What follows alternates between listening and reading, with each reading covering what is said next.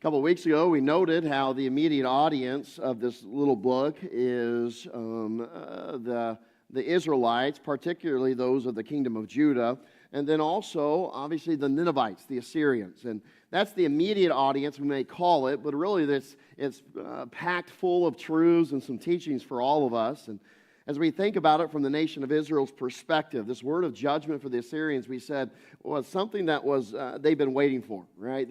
It was time for the tables to be turned. It was time for the Assyrians to pay for what they had done. And this people for far too long had induced terror, not only in Israel and their cities and their nation, but in the nations around them. And so this little message, this little book, as it's given, as you can imagine, they would have heard this prophetical message or read it.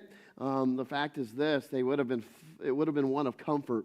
It would have been a message that was a joy, a thrill to their ears as they heard it. And so we see the description as we broke it down in an outline. First of all, looking at just chapter number 1, it establishes that God is jealous and Nineveh will fall. And in that jealousy, Nineveh is going to fall. It's going to face the judgment that it deserves. And we started out looking at verses 2 through 8, and where God speaks of himself. He gives great characteristics of who he is and his very character. We're confronted with the fact that, number one, he's a jealous God, right?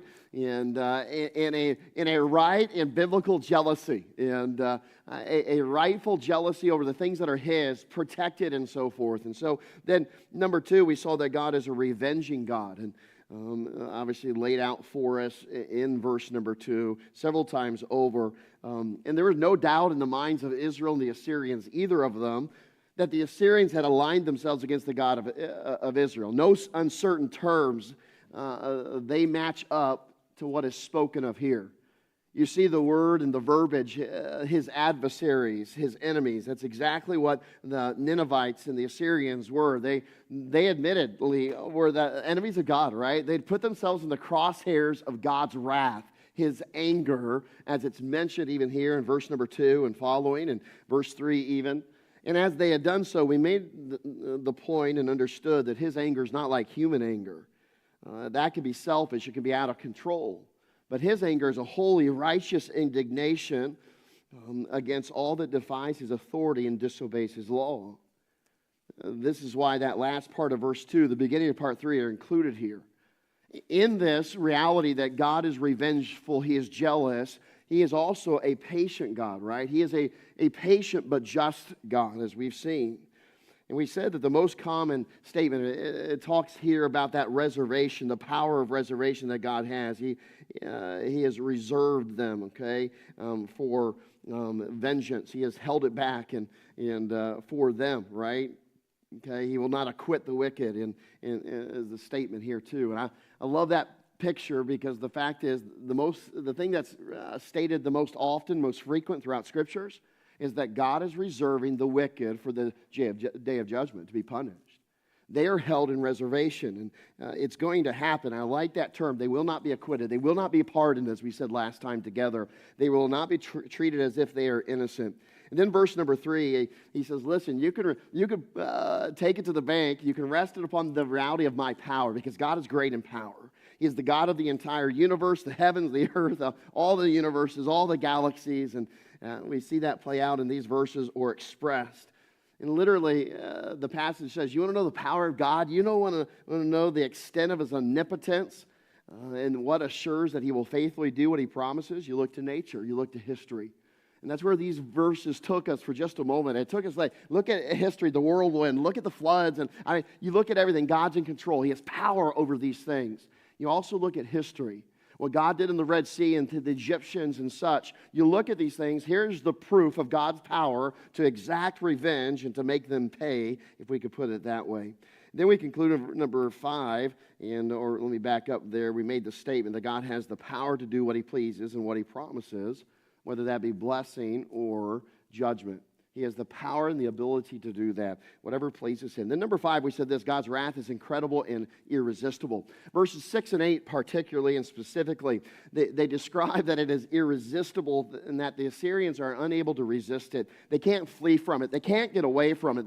Judgment is going to fall. They can't take themselves out from underneath it. It is impossible for them to do so. And it is also very incredible as it describes it as that flood and how they're going to be consumed by it and so forth. And we just simply concluded in those verses that thanks to his powerful vengeance and ability to reserve such wrath for those who deserve it, this darkness of judgment will pursue and envelop all his enemies and adversaries. Then last but not least, number 6, from verse 7, we saw that this is true. God is good, a refuge, and a rememberer. This parenthetical statement or phrase of verse number 7 is quite unique, and it's kind of inserted into the passage. It's a little statement really of encouragement for Israel, for all those who believe in Jehovah and trust in Jehovah. It's a reminder that God is good, that he is full of goodness and mercy. He is full of sweetness and compassion. He is your rock, your refuge, the one to who you can run to in the day of trouble and find his doors always open to you. I love sprinkled throughout these 3 chapters, these little encouragement. We'll see another one tonight later in chapter 1 where God is speaking to Israel. He's encouraging them in spite of the dark shadow of wickedness and evil and even in the time and age in which we live, it just seems like there's so much wickedness and sinfulness and anti-God and anti-Christian. And even in the shadow of such things, our God is a refuge. It's what he tells Israel and reminds them that he is good, he is a refuge to you. And furthermore, I like that statement that he is a rememberer. What do you mean? He knows his own. He doesn't ever forget us or neglect us or misplaces us or leaves us alone. He never forsakes us, as the Bible would promise. We are his, and he knows who trusts in him. He ever cares for his own, something that is just reliable as his vengeance. In other words, he's saying to you and I, hey, the wicked can count on vengeance falling. The wicked can count on my judgment. Be sure your sin will find you out. It will come. You will reap what you sow. But the same is true for the believer, the one who trusts in me. You trust in me, you'll find me to be a refuge day in and day out. So we get in this chapter and we find out that God's patience is pretty much exhausted for Nineveh and the Assyrians. As he hears the cries of cities that have fallen and the murdered and those who they have just totally kind of wiped off the face of the earth in many ways, that cry has reached heaven, including the cry of the Jews. And so here in verse number 9, God addresses himself to the Ninevites, the Assyrians, and he charges them, and I like how he does it. He does it in the form of a rhetorical question, doesn't he? He says, hey, let me ask you this. And he's talking directly to the Assyrians. Look at verse number 9. We'll read just to the question here. It says this: what do ye imagine against the Lord? What do ye imagine against the Lord? And so here we see letter B. It switches. First of all, God was speaking of himself. Now letter B, we see that God is speaking to Nineveh in this passage. And I love this question because essentially what he's saying is, what do you think you're doing? What is it that you think you're doing against the God of heaven, the God of Israel, and against Israel itself? Did you not think that you would not reap what you have sown as you establish yourself as my enemy? Did you not think that you're going to reap what you sow? And I like this statement. What have you imagined against God? Now think about it in context potentially of asking the world at large today. What have you imagined against God? Nations that are anti-God, nations that are atheists and they're to their very root, if we could put it as such. Nations that have thrown off God completely. What have ye imagined against God? Those nations that are wicked, the people in their individual lives that have thrown God out the window, who don't want to have anything to do with God, who will readily admit they're an atheist, agnostic, whatever the case may be, and they say, I have no need for God. What have you imagined against God? That's really the question. What is it you think you're going to accomplish? What do you think the end of this life is going to be? What have you imagined against God? The question rings true for nations and people even today. And to make the point crystal clear, he repeats something in verse 9 that we read in verse 8 a couple weeks ago together. And it basically sums up this statement. Number 1, under letter B, God would make an utter end of Assyria once and for all. Look at the rest of verse number 9. He'll make an utter end complete. What do you imagine against the Lord? He will make an utter end. If you glance up at verse 8, that's where we left off our last time together.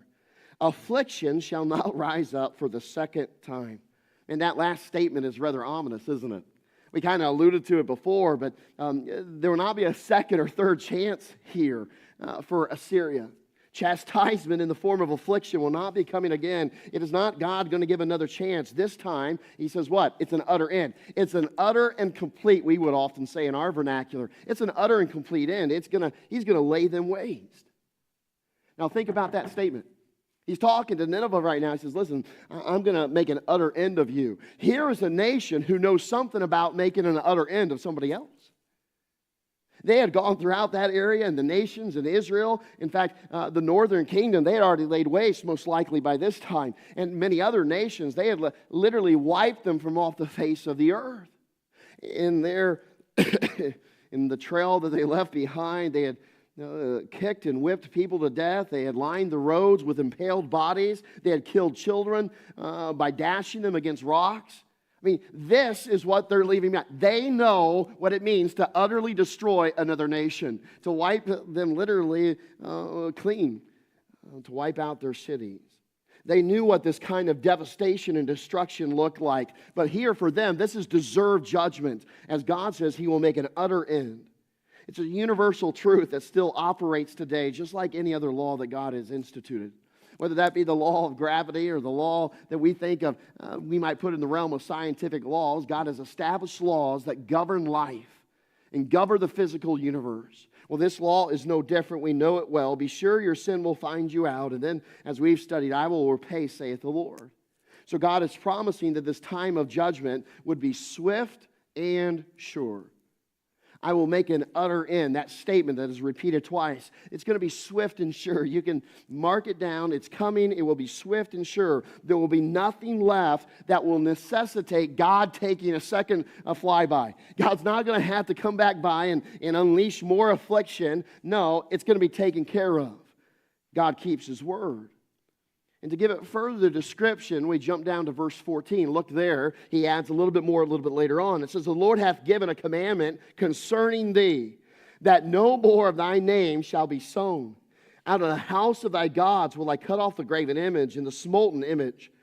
I will make thy grave, for thou art vile. Man, these are strong words of condemnation. Most likely, they're directed towards King Sennacherib. We'll talk more about him in a moment. We've alluded to him before. Certainly one of the more ferocious kings and terror-inducing kings of the Assyrians.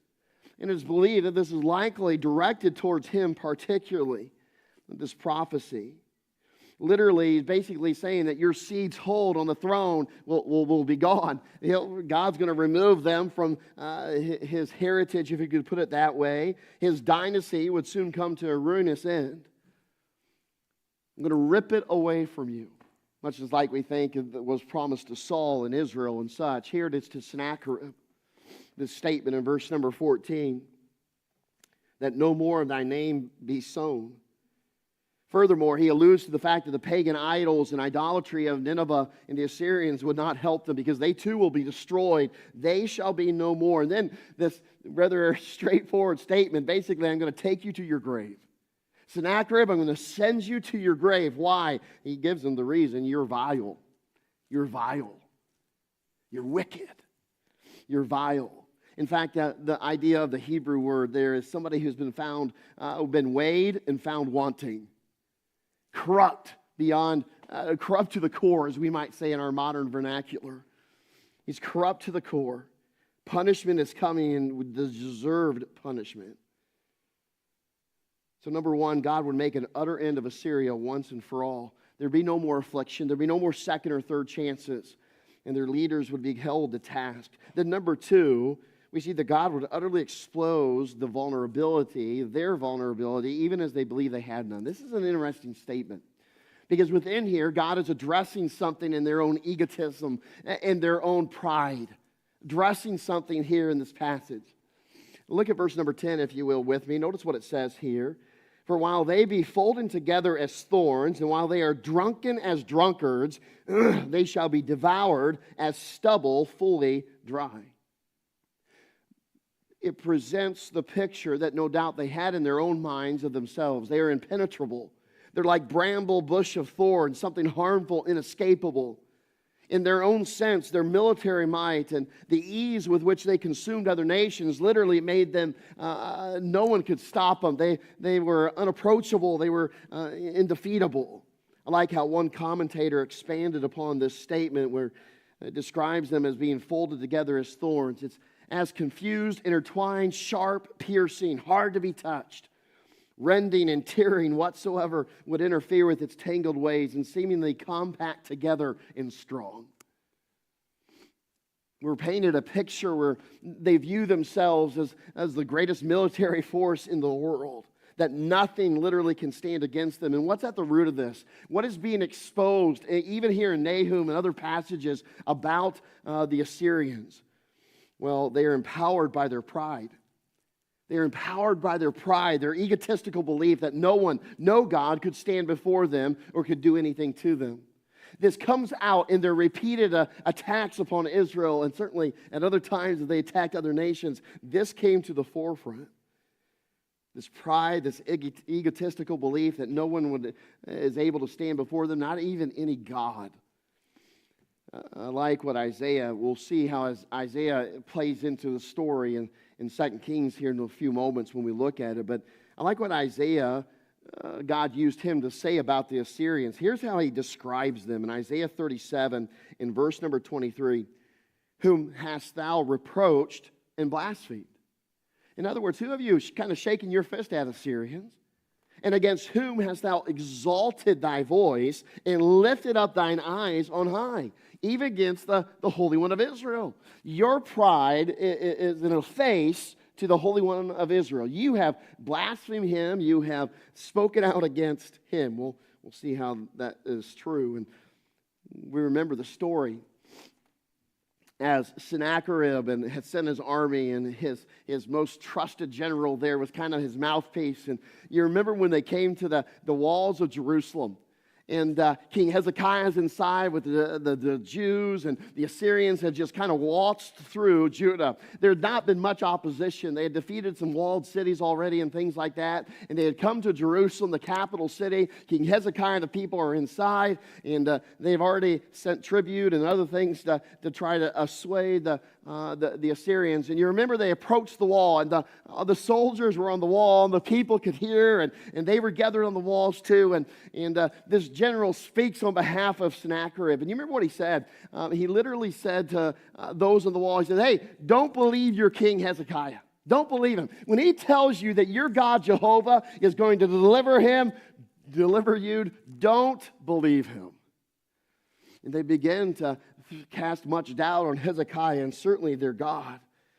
And they went on, and you remember he goes on, he's shouting this in front of the presence of all the people. He says this, hath any of the gods of the nations delivered at all his land out of the hand of the king of Syria?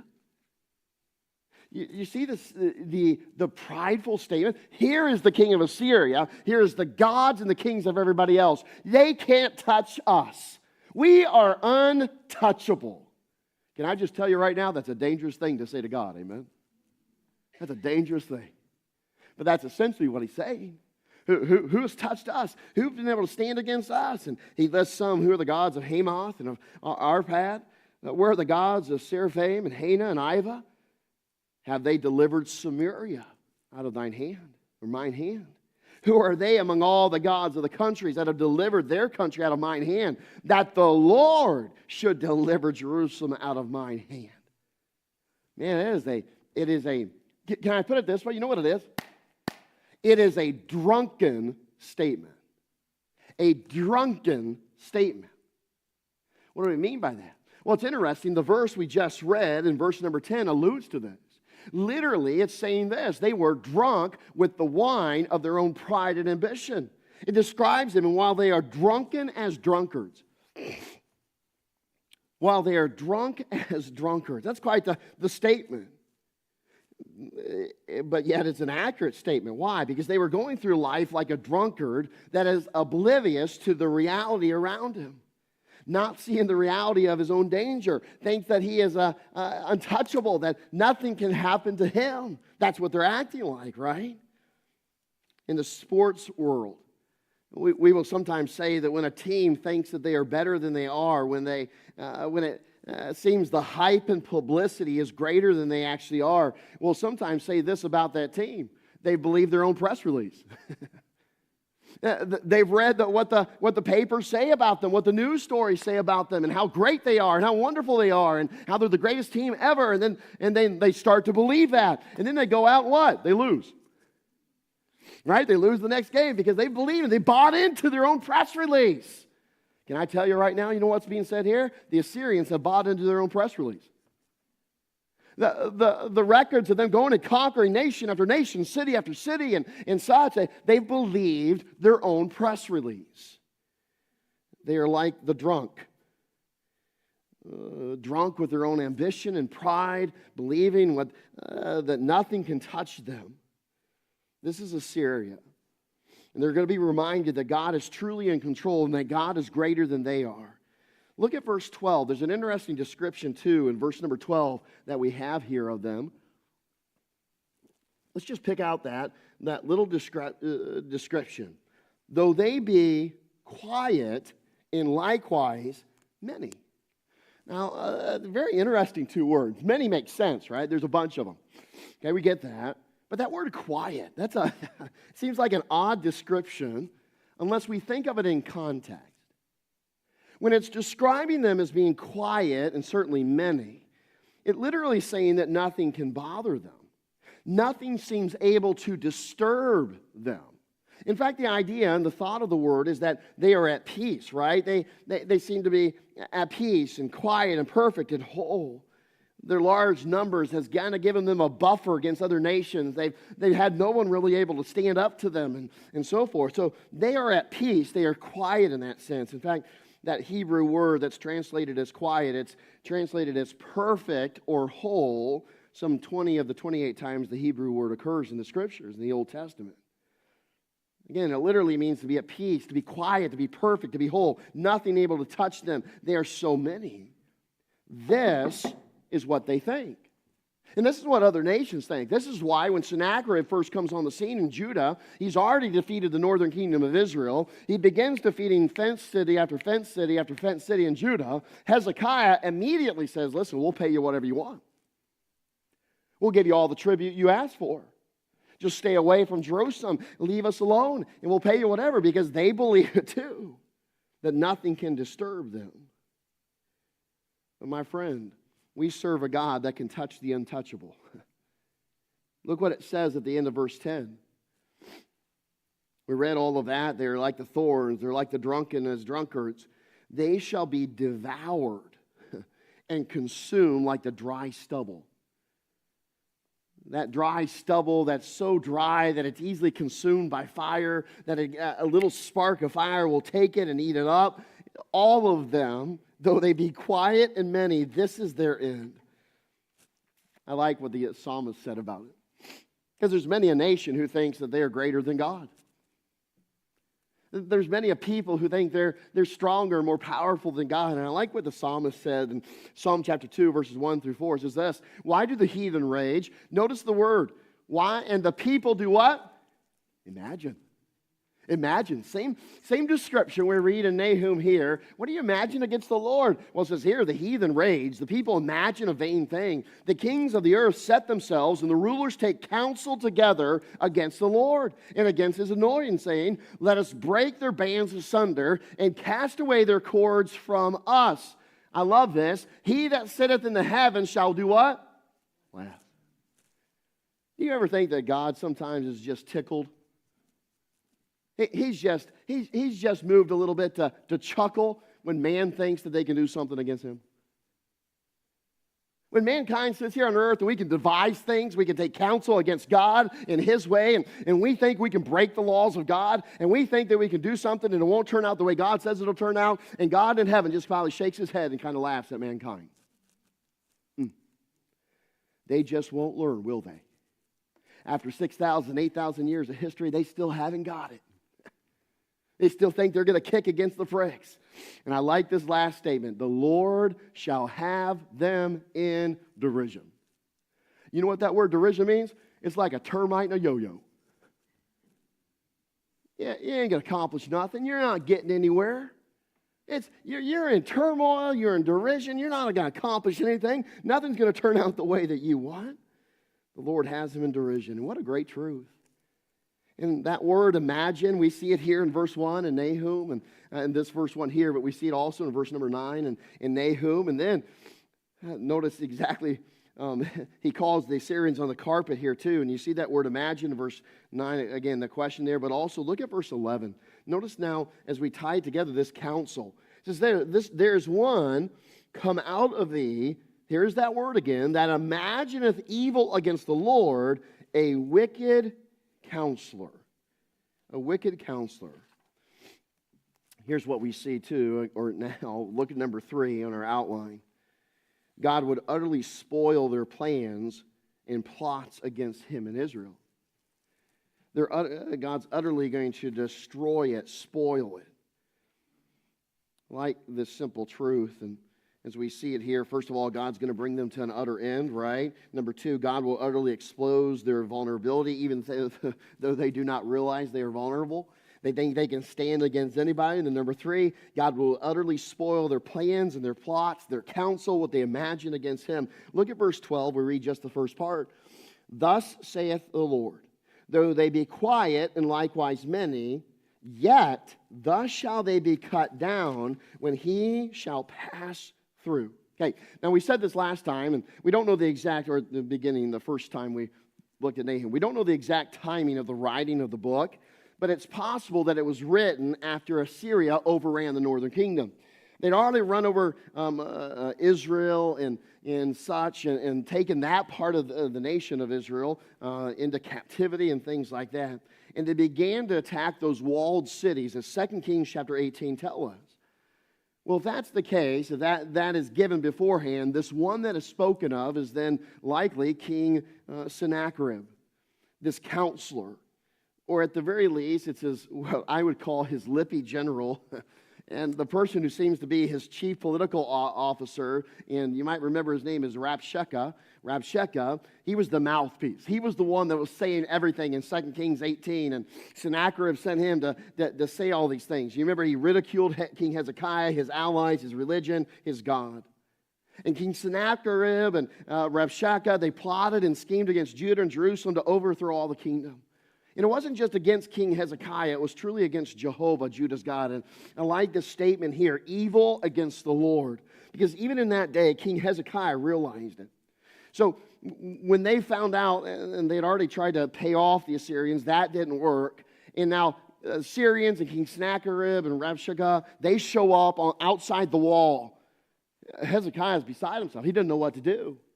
They're not going to be able to withstand it. In fact, they're starting to cut off the water, the pool that comes in and brings water into the city, and things like that. And he doesn't know what to do, and so he does a good thing. You know what the Bible tells us? In 2 Kings 18, he goes into the house of God, and he prays. What a novel idea, amen? He prays. In fact, as he's praying to God himself, he also says, you know what? I need to send somebody to Isaiah and to that prophet and ask him to pray for us to preserve what's left in Judah. And in doing so, here's part of the message he sent to Isaiah. And I like it. It says this, it may be that the Lord thy God will hear all the words of Rabshakeh, whom the king of Assyria's master has sent, notice it, to reproach the living God. Hezekiah is realizing this is a spiritual battle. It isn't just the Assyrians and King Sennacherib coming after us and coming after Judah. No, he's going after the God of heaven, the God of Israel. This is who his issue is with. He's reproaching him, and will reprove the words which the Lord thy God hath heard. Wherefore, lift up thy prayer for the remnant that are left. So we understand that King Hezekiah saw this as that spiritual battle that saw that they were reproaching the living God. And I love that statement that he makes here too. They're reproaching the living God. And we know that God saw it this way too. I love how Isaiah hears the message and then he sends back to King Hezekiah. The prophet Isaiah sends back, he says, listen, take this back to your king. And here's what he says. And this is 2 Kings chapter 19, verses 6 and 7. He says this, and Isaiah said unto him, thus shall you say to your master, thus saith the Lord, be not afraid of the words which thou hast heard, with which the servants of the king of Syria, notice it, have blasphemed me. They have made themselves enemies, my enemies. They have attacked me. Behold, I will send a blast upon him, and he shall hear a rumor, and shall return to his own land, and I will cause him to fall by the sword in his own land. The beginning of the prophecy of the end of the Assyrians here, and I love that last statement, right? He's going to be cut down in their own land. It kind of parallels what we read in verse number 12, right? The middle of it, verse number 12, and thus shall they be cut down when he shall pass through. I'm going to send them home with their tail between their legs. Don't worry about it, Hezekiah. I'm going to take care of these guys and that are come into the land. I like that statement. Don't you worry about them. I'm going to send them, I'm going to cut them down, and I'm going to send them home. They're going to be cut down once and for all. And that's exactly what happened. It's probably the most amazing instance of God reaching down and fighting one of the enemies of Israel. It is somewhat unparalleled in the fact that Israel did nothing and that Israel just sat back and watched how God stepped into the Assyrian camp in one night and killed 185,000. Could you imagine being in a camp of several 100,000 soldiers? And everybody goes to bed, you're thinking, we got this city, we're going to conquer it, we're going to lay waste to it, And you wake up the next morning, and almost your entire host is dead. And there's no reason. There's no indicator. It's not like someone went through with a sword and killed everyone, and you can say, okay, somebody attacked us in the night. There's no assassins here. There's no Israeli ninjas. You know what the Bible tells us? It's just the angel of the Lord. The angel of the Lord. Notice the passages. I like Isaiah's account of it. Then the angel of the Lord went forth. He smote in the camp of the Assyrians 185,000. And when they arose early in the morning, behold, they were all dead corpses. Hey, they were many. They were quiet. They're quiet now. Excuse me. They're quiet now. So what are you going to do, Sennacherib? Not much you can do. Notice what it says. So Sennacherib, king of Assyria, smart guy, right? He departed. He departed. He went and he returned and he dwelt at Nineveh. And we get into chapter 2 and God's going to deal with Nineveh. And God will follow them back there. He went home with his tail between his legs, no longer quiet and many, no longer seemingly invincible, no longer untouchable. His plots, his schemes, his plans all thwarted by the God of heaven. And then that personal destruction, verse number 14 speaks of. We're going to cut off your heirs. You're not going to have the throne. Your gods are going to cut them off from their houses of worship. Going to cut them all off. And in this moment, kind of exciting as this pronouncement of prophetical judgment is given, then he kind of turns in the moment. Now he speaks to Judah, kind of going back and forth, if we might, in the passage. And so in verses 12 and 13, the latter part of verse 12, we see that God speaks to Judah. Verse 12, thus saith the Lord, though they be quiet and likewise many, yet thus shall they be cut down when he shall pass through. Then he makes this statement. And this is kind of the change right here. He kind of looks at Judah. Now, this is addressed to Judah. Though I have afflicted thee, I will afflict thee no more. For now I will break his yoke from off thee, and will burst thy bonds in sunder. Now, this is interesting. Again, I love how it's intertwined without the passage. And sometimes we have to say, okay, let's look at context. Context shows us who he's speaking to in the moment and so forth. And so we see an obvious change of who he's addressing. And now he's addressing Judah. And now within there's 3 promises given to Judah that would just swell their heart. That would bring great comfort and encouragement in this moment. In fact, it would be called, as verse 15 says, it's good tidings. This is good news. What are the three things? Well, number one, it's the promised end of Assyria being used by God to chasten his people. This is that last statement of verse 12. Though I have afflicted thee, I will afflict thee no more. Literally saying, listen, I've afflicted you, Judah, Israel, with the Assyrians to chasten you, but that time is coming to a close. They have been the scourge. They have been the paddle in my disciplinary action towards you. In my hand, I've used them against you, Israel, but no more. Now I'm going to deal with them. Now they are going to be judged. I will no longer use them against you as this tool of chastening. And honestly, that's a statement of comfort, right? Of encouragement to them. Number two, the promised end of Assyrian bondage and threat. We talked about early on how for several centuries the Assyrians had they kind of been that thorn in the flesh. They plagued the Israelites. And King Sennacherib in 2 Kings 18:14, he was threatening. He defeated those walled cities, those fenced cities the Bible describes, and nothing stood between him and Jerusalem. And so that's when Hezekiah, he wrote to him. He said, well, I'll give you whatever you just ask it. You tell me what it is. Not a very good negotiator, amen? I'll give you whatever you ask. And so he demands all this silver and gold, and it seems to have gone on for some time, because you remember what happened? King Hezekiah had to go into the temple. He had to go into the house of God and strip all of the silver and gold, the Bible tells us. He took out all the silver and gold from the house of God. He took out all the silver and gold from his own treasure houses, and he sent that to King Assyria. And you know what happens, right? We know what happens. King Assyria says, thank you so very much. I appreciate that. Now I'm coming to take Jerusalem. It did no good. And here they are, boy, they're in bonds to them. They have this heavy yoke of the Assyrians on them. And the promise here is simply that God is going to break the yoke of bondage. And just the thought, what? No more Assyrians?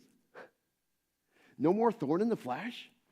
No more just whenever they get a new king, they come back out again to show us who's boss and to put us in our place. No more of that from the Assyrians? God says, no, I'm going to break that yoke. I'm going to rip that bond off of you. Rip those shackles off of you. And it's a great word of promise and encouragement. And then last but not least, there's the promise of peace. The promise of peace, and in that promise, he says basically, go and do right. Look at verse 15. We'll say more about it next week too, but look at verse 15 for tonight. Behold, upon the mountains, the feet of him that bringeth good tidings, that publisheth peace. O Judah, keep thy solemn feasts, perform thy vows. Why? For the wicked shall no more pass through thee. He is, here's that term again, he is utterly cut off. This is good tidings of peace, Judah. These are the promises of God. And as you hear what I'm going to do to your enemy, to the wicked Assyrians, your responsibility, what you ought to do in response is to hear, go, and do right. Go keep your promises to God. Go obey the law of God. Go put it into practice and keep your commitment and dedication to me. Go do your solemn feast. Reinstate the worship of God as I told you it ought to be in the law. Get back to doing what you know you ought to do. I'll take care of your enemies. I'll take care of the wicked Assyrians. I will repay. Let me take care of that. You take care of what you're supposed to do. It really is a great challenge and great reminder. He's saying in this one verse, he's saying, first of all, he is greater than the wicked. He will deliver you from them, and he will deal with them. This is peace. He's greater than the wicked. I love that last statement. For the wicked shall no more pass through thee. They're done. I'm going to deliver you, and I will deal with them. And it is a promise of the simple reality that this is what God does for his own. Knowing that to be true, you go and live for him. Go live for him. Go face tomorrow living for your God, because you know that this is who he is, and this is what he'll do for each of us.